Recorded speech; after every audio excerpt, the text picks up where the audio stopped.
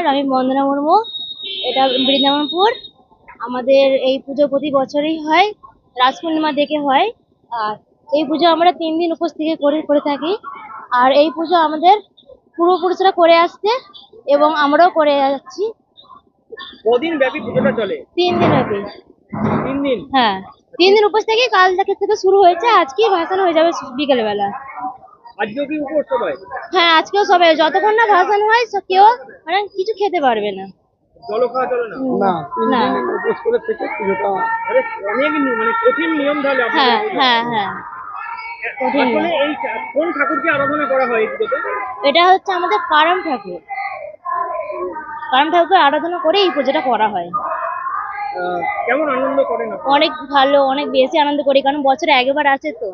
বছরে একবার আনন্দ, আপনারা যেমন দুর্গাপুজো আনন্দ করেন সেরকম আমাদেরও এই পুজোটা অনেকই ভালো লাগে। বাড়িতে আত্মীয় স্বজনরা আছে? হ্যাঁ হ্যাঁ, অনেক আত্মীয় স্বজন আসে।